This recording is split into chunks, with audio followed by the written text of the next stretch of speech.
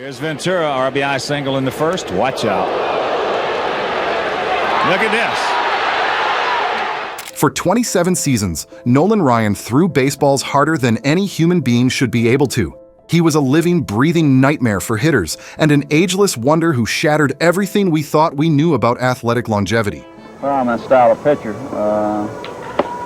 I try to use a minimum number of pitches I can, but if I get in a situation where I need a strikeout, I go for it with a guy on third and less than 2 outs. But how good was the man they called the Ryan Express? Let's find out. So accepted and appreciated as I did by the Ranger organization, and then when I came to Arlington, by the fans of the Metroplex. Lynn Nolan Ryan Jr. was born in 1947 in Refugio, Texas, but grew up in Alvin, helping his father deliver newspapers for the Houston Post.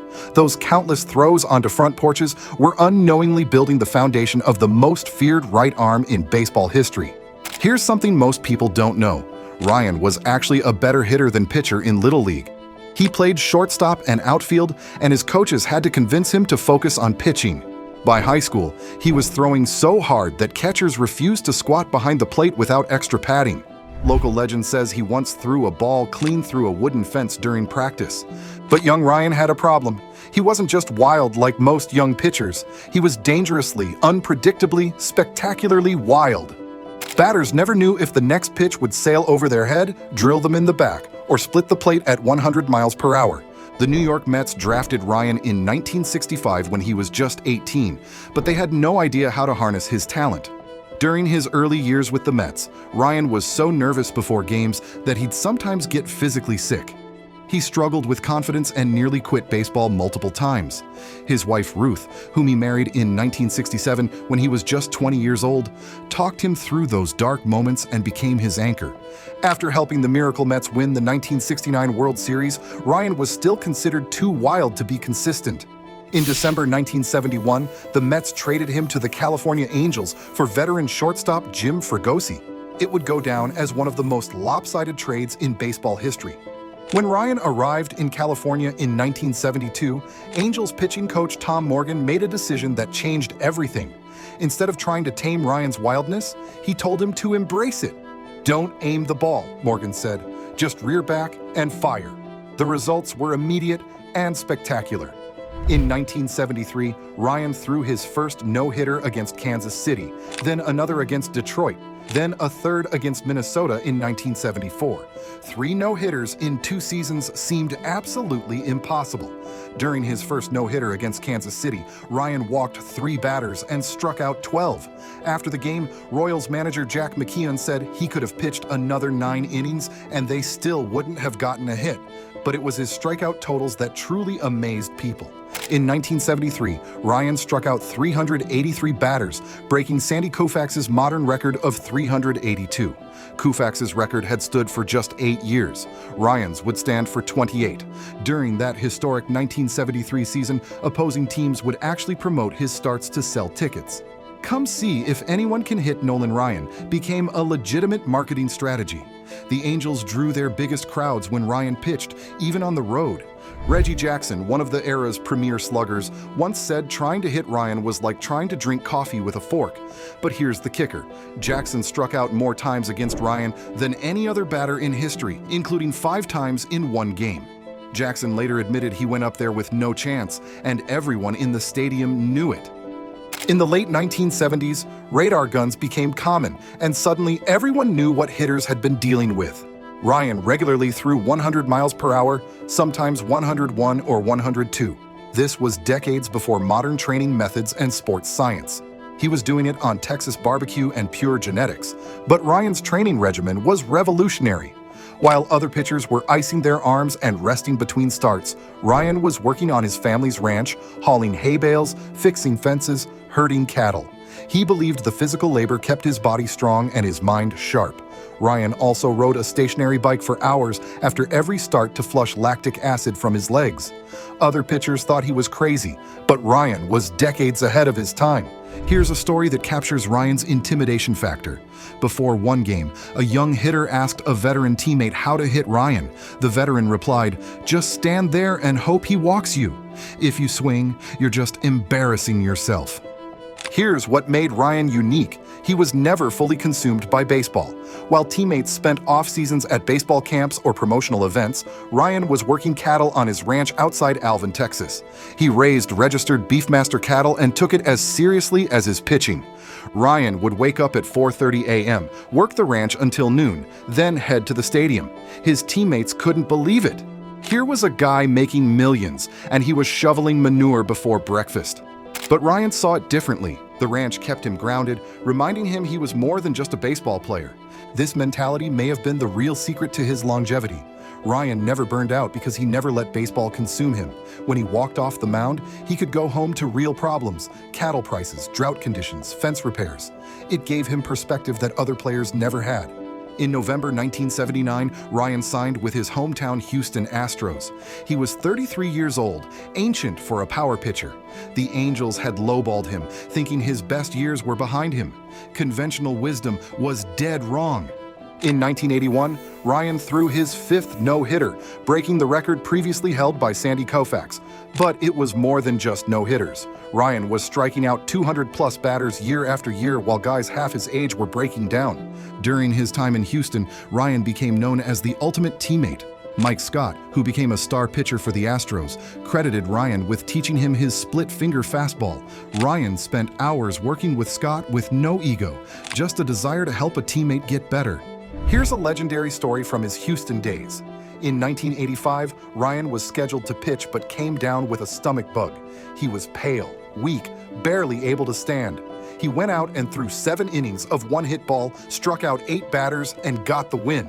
Afterward, he ran straight to the bathroom and threw up. When reporters asked how he did it, Ryan just shrugged and said, "The team needed me." In 1989, Ryan signed with the Texas Rangers at age 42.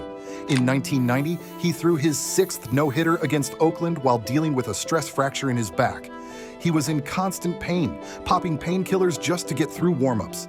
His doctors told him to rest, maybe even retire. Ryan told them he'd rest after the season. On May 1st, 1991, at age 44, Ryan threw his 7th and final no-hitter against Toronto. Before the game, Ryan told his catcher John Russell that he felt terrible, that his arm was dead, and he might not make it past the 5th inning. Then he went out and threw the 7th no-hitter in baseball history.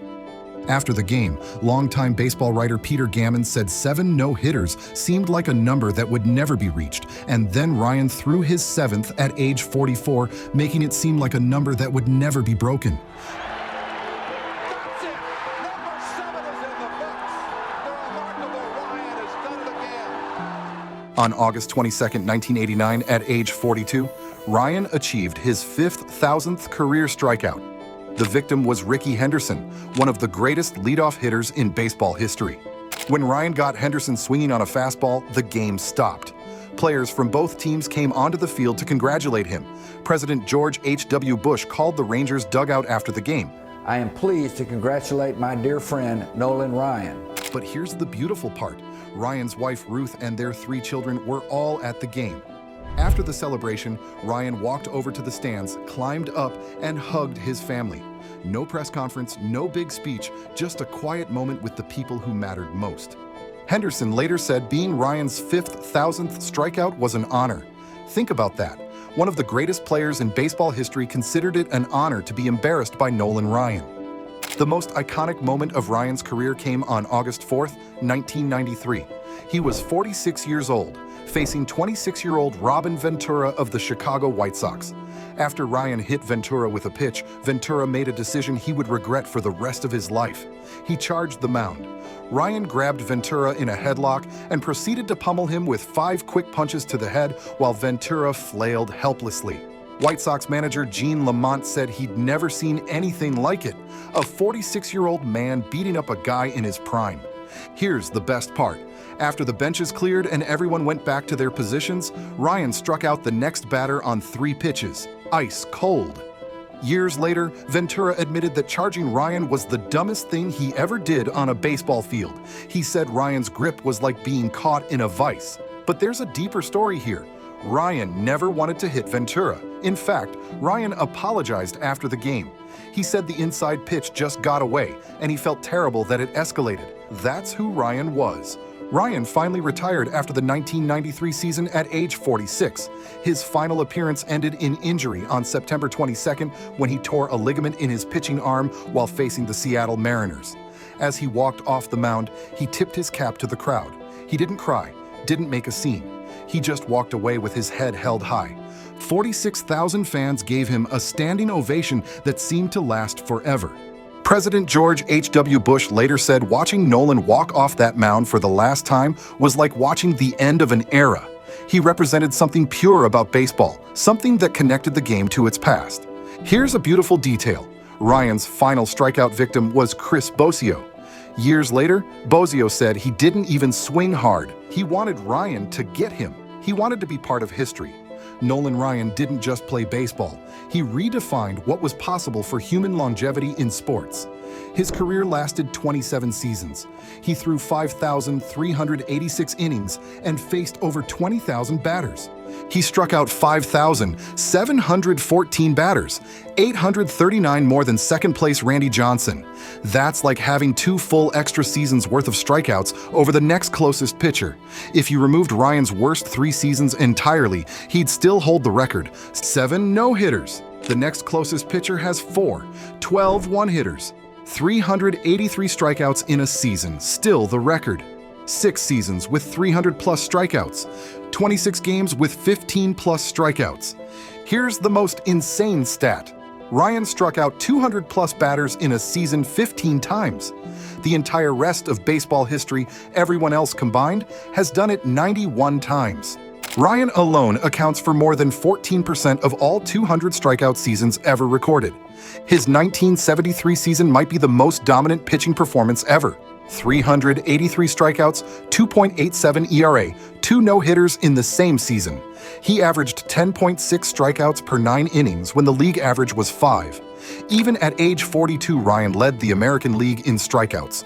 At 43, he threw a no-hitter. At 44, he struck out 232 batters. Players today start breaking down at 30, but Ryan was throwing 100 miles per hour past his 40th birthday. Ryan pitched in 4 different decades. He started in the 1960s and finished in the 1990s.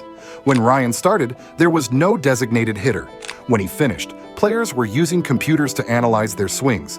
Despite being one of the biggest stars in baseball, Ryan never acted like it. He signed autographs for hours after games. He answered every piece of fan mail personally. He treated bat boys and clubhouse attendants with the same respect he showed team owners. Former teammate Kenny Rogers told a story that perfectly captures who Ryan was. One day, Rogers arrived early and found Nolan shining his own shoes. Rogers said Nolan was a millionaire and could pay someone to do that. Ryan just looked at him and said he'd been shining his own shoes his whole life. Ryan never forgot where he came from. That ranch in Alvin, Texas, was more than just property. It was home. It was his identity. Even when he was making millions, he still drove a pickup truck, wore Wrangler jeans, and did his own yard work. After retirement, Ryan didn't become a broadcaster or celebrity coach. He went back to his ranch. He raised cattle. He spent time with his grandchildren. He lived the life he'd always wanted. Later, he became CEO and part owner of the Texas Rangers from 2008 to 2013, helping build the team into World Series contenders. More than any pitcher in history, Ryan weaponized fear. Hitters stepped into the box knowing they might face a 102-mile-per-hour fastball at their head, followed by a curveball in the dirt. The mental game was half the battle, won before Ryan ever threw a pitch. When people talk about power pitchers today, they're measuring against Ryan's standard. When a pitcher hits 100 miles per hour on the radar gun, announcers still reference Ryan-like velocity. When someone throws a no-hitter, they're chasing Ryan's record of 7.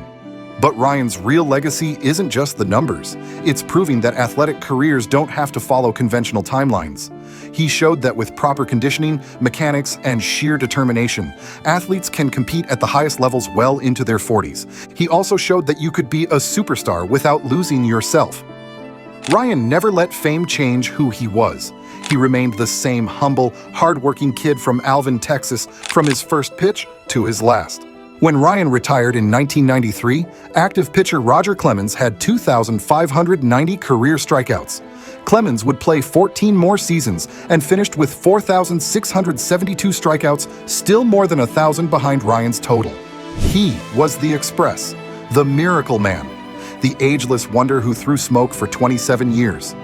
Nolan Ryan proved that sometimes legends really can throw 100 miles per hour for 3 decades straight. He didn't just dominate an era, he dominated 3 of them. And he did it all while staying true to himself, never forgetting that he was a rancher from Texas who just happened to be the greatest power pitcher in baseball history. So here's the question that matters. Will we ever witness another phenomenon like Nolan Ryan? A pitcher who throws 100 miles per hour fastballs at age 46, someone who dominates for 3 decades and rewrites every record in the book? I want to hear your take. Drop it in the comments. And if this story gave you chills, if you're sitting there thinking, I need more of this, then you're exactly where you need to be. Chronicles of the Game is your home for the most incredible, jaw-dropping stories in sports history. We're talking about the athletes who defied the odds, the moments that stopped time, and the records that seemed physically impossible. So do yourself a favor, smash that subscribe button, ring the notification bell, because next week we've got another legend waiting for you, and trust me, you don't want to miss it. This is Chronicles of the Game, where legends never die, and every story leaves you speechless. I'll see you in the next one.